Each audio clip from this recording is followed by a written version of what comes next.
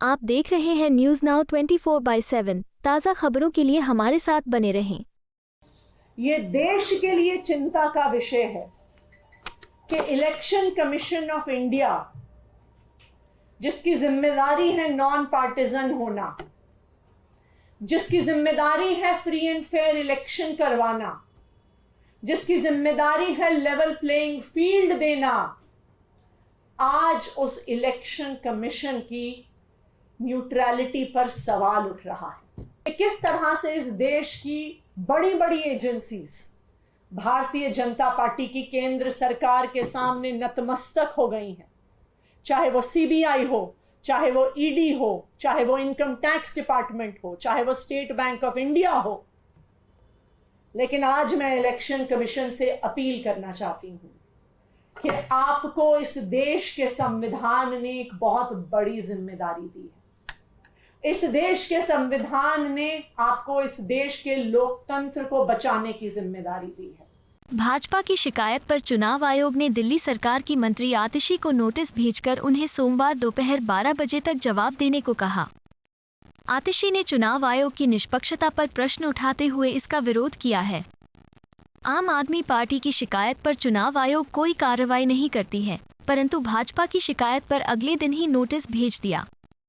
आतिशी ने 2 अप्रैल को प्रेस वार्ता कर आरोप लगाया था कि उनके एक नज़दीकी के माध्यम से भाजपा में शामिल नहीं होने पर गिरफ्तार करने और राजनीतिक भविष्य बर्बाद करने की चेतावनी दी थी। भाजपा ने इसे निराधार और पार्टी की छवि धूमिल करने वाला बताया है। उन्हें मानहानि का कानूनी नोटिस भेजने के साथ ही बृहस्पतिवार को चुनाव आयोग से शिकायत की थी। आतिशी ने कहा, आयकर विभाग, ईडी और सीबीआई की तरह चुनाव आयोग भी भाजपा सरकार के इशारे पर चल रही है। चुनाव आयोग के नोटिस का भी जल्द जवाब दिया जाएगा, साथ ही उसे उसकी जिम्मेदारी भी याद दिलाई जाएगी। आज इलेक्शन कमीशन ऑफ इंडिया ने मेरी एक प्रेस कॉन्फ्रेंस पर मुझे नोटिस भेजा। ये भारतीय जनता पार्टी की 4 अप्रैल की एक शिकायत पर आधारित है। तो 4 अप्रैल को भारतीय जनता पार्टी शिकायत करती है। 5 अप्रैल को 11:15 पर सभी न्यूज चैनल्स पर फ्लैश होता है कि इलेक्शन कमीशन ऑफ इंडिया ने आम आदमी पार्टी की नेता आतिशी को नोटिस भेजा। हर चैनल पे ये न्यूज चलने के बाद 11:15 पर यह न्यूज टीवी पर चलती है और उसके आधा घंटा बाद 11:45 पर मुझे एक्चुअली नोटिस मिलता है। नोटिस मुझे ईमेल किया जाता है। इसका मतलब इलेक्शन कमीशन ऑफ इंडिया के नोटिस की खबर पहले भारतीय जनता पार्टी मीडिया में प्लांट करती है, उसके बाद election commission of India notice देती है। आज मैं इस देश की इलेक्शन कमीशन से पूछना चाहती हूं, क्या आप भारतीय जनता पार्टी का एक अनुषांगिक संगठन बन गए हैं? जब enforcement directorate model code of conduct लगने के बाद एक सिटिंग चीफ मिनिस्टर, एक ऑपोजिशन के प्रमुख चेहरे, देश की 6 नेशनल पार्टीज में से एक के नेशनल कन्वीनर को गिरफ्तार करती है, तो क्या इलेक्शन कमीशन ईडी को नोटिस भेजती है? जब इनकम टैक्स डिपार्टमेंट देश की एक बड़ी ऑपोजिशन पार्टी कांग्रेस पार्टी का बैंक अकाउंट सील करती है, तो क्या election commission income tax department को नोटिस भेजती है?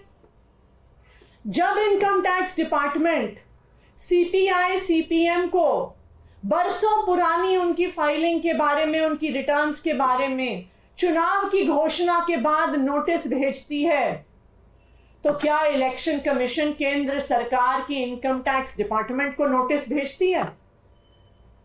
इलेक्शन कमीशन ऑफ इंडिया की आंखों के सामने केंद्र सरकार, भारतीय जनता पार्टी शासित केंद्र सरकार, सीबीआई का, ईडी का, इनकम टैक्स डिपार्टमेंट का खुलेआम मिसयूज कर रही है इलेक्शन से पहले। इलेक्शन कमीशन ऑफ इंडिया विपक्ष की जहां पे सरकारें हैं वहां पे चीफ सेक्रेटरी बदल देती है, होम सेक्रेटरी बदल देती है, डीजीपी पुलिस बदल देती है। लेकिन जब विपक्ष के नेता, इंडिया गठबंधन के नेता इलेक्शन कमीशन के पास जाते हैं और ये डिमांड करते हैं कि चुनाव तक इंटरिम तौर पर income tax department, CBI, ED के डायरेक्टर्स को बदला जाए, तो इलेक्शन कमीशन कुछ नहीं करता। चुनाव की घोषणा के बाद इनकम टैक्स डिपार्टमेंट आम आदमी पार्टी के विधायक और नेता गुलाब सिंह के घर पर रेड करती है। आम आदमी पार्टी उसकी शिकायत करती है। आम आदमी पार्टी मिलने का टाइम मांगती है। इलेक्शन कमीशन कोई एक्शन नहीं लेता। इलेक्शन कमीशन 23 मार्च को हमने गुलाब सिंह के घर पर हुई रेड को लेकर इलेक्शन कमीशन से टाइम मांगा। 23 मार्च से आज 5 अप्रैल हो गया। इलेक्शन कमीशन ने हमें मिलने का टाइम नहीं दिया। इलेक्शन कमीशन ने इनकम टैक्स डिपार्टमेंट को कोई नोटिस नहीं दिया।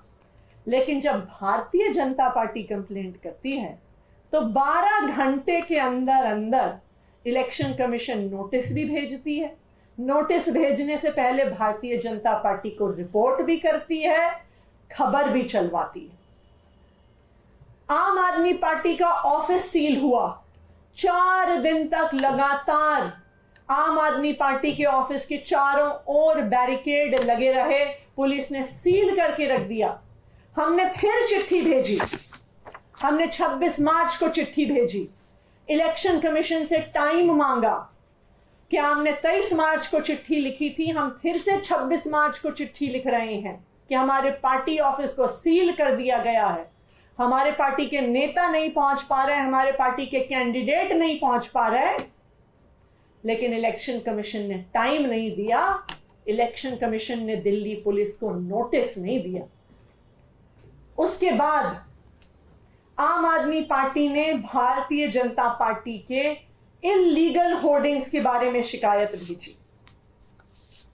हमने 29 मार्च को, फिर 1 अप्रैल को, आज फिर से 5 अप्रैल को हमने बार बार इलेक्शन कमीशन को भारतीय जनता पार्टी के मॉडल कोड ऑफ कंडक्ट के वायलेशंस पर, उनके आपत्तिजनक पोस्टर्स पर, उनके इल्लीगल होर्डिंग्स पर चिट्ठियां भेजी। लेकिन ना 29 मार्च को, ना 1 अप्रैल को और ना आज इलेक्शन कमीशन ने भारतीय जनता पार्टी को कोई नोटिस नहीं भेजा। तो आज ये देश के लिए चिंता का विषय है कि इलेक्शन कमीशन ऑफ इंडिया, जिसकी जिम्मेदारी है नॉन पार्टिजन होना, जिसकी जिम्मेदारी है फ्री एंड फेयर इलेक्शन करवाना, जिसकी जिम्मेदारी है लेवल प्लेइंग फील्ड देना, आज उस इलेक्शन कमीशन की न्यूट्रलिटी पर सवाल उठ रहा है।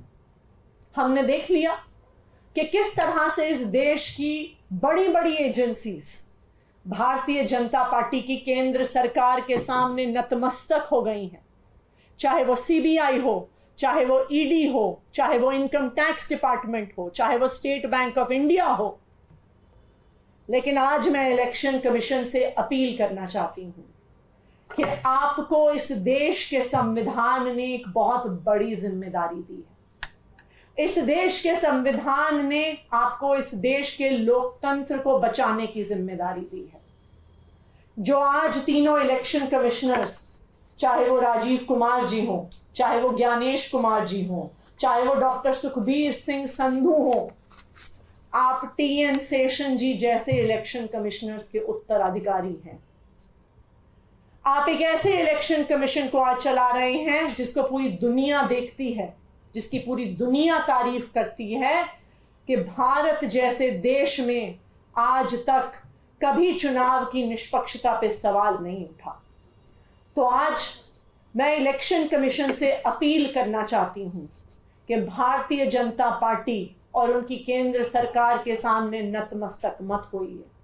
जिस तरह इतने सालों के बाद भी पूरा देश टी.एन. शेषन जी को याद करता है कि उन्होंने फ्री एंड फेयर इलेक्शंस, एक ट्रांसपेरेंट इलेक्शन प्रोसेस, एक लेवल प्लेइंग फील्ड को एक नई ऊंचाइयों पे लेके गए। अगर आज राजीव कुमार जी, ज्ञानेश कुमार जी और सुखबीर सिंह संधू जी फ्री एंड फेयर इलेक्शंस और लेवल प्लेइंग फील्ड नहीं होने देंगे तो सभी गलत कारणों से आप तीनों को पूरा देश याद करेगा, आने वाले 100 साल तक याद करेगा। Thank you. आपको यह वीडियो पसंद आया हो तो इसे लाइक करें, हमारे चैनल को सब्सक्राइब करें।